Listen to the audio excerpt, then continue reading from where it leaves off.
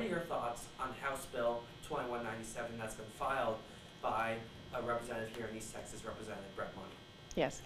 My thoughts on this bill are that women are under attack in Texas, and things are not looking good for free speech in Texas, and implementing another bill that makes it harder for women in Texas is going to be a real problem. Why do you feel this bill would impact free speech?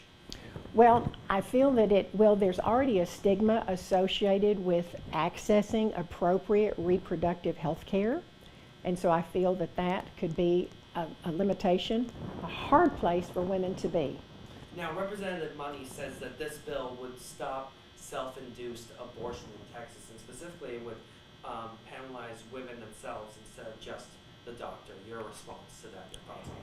Yes, I've heard that there is also a component of this where, for example, a neighbor could sue a neighbor over this. Can you imagine the financial and emotional stress implications of this? If you've ever had anybody sue you for anything, then here again we are going to have, this is another area where our neighbors will be a watchdog over what our personal actions are. I think that's very dangerous. Do you feel the current abortion law in Texas is too strict? I absolutely feel the current law in Texas is too strict. Why? Well, I feel like that it is a difficult choice to make that should be left up to a woman and her trusted doctor. There is no legislation that I know of that allows women to have a vote on what men do with their bodies. And the fact that we are going back to the Stepford wives, where we are allowing the Texas legislature, now dominated by the Republican Party in Texas, which is bought out by the billionaires in West Texas, to control what women do with their bodies in Texas is absolutely horrendous. It is a step backwards. What impact do you feel this would have on Texas? I feel that it is going to make it even more difficult for women to access appropriate health care for their reproductive issues. Texas has already succeeded in increasing the stigma around women getting health care. We know that this affects women at or below the poverty level much more than it does other women. Texas has succeeded in limiting access to abortion in Texas. What they have failed to do is to provide for more health care for women and for more assets for children in Texas. So we're failing. The statistics are there. And I know that this law would provide exceptions for life-saving procedures and a spontaneous miscarriage. You feel that's the right thing? I don't feel that that's enough. When you look at the statistics out there for children ages 11 and 12 that are going for abortions, that's not going to cover that. These could be areas of rape or incest.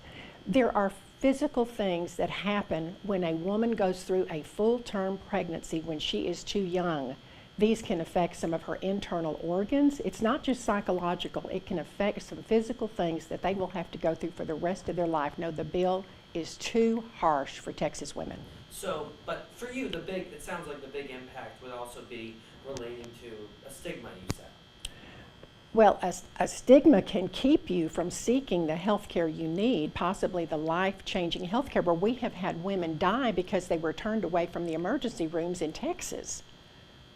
Those women, it was not assessed in those deaths in Texas that they were at risk. They were turned away in the ER because the doctors do not want to face these punitive, not damages, fines and prosecutions for simply providing health care for women in Texas. Is there anything else you'd like to tell our audience about your thoughts on House Bill 2197?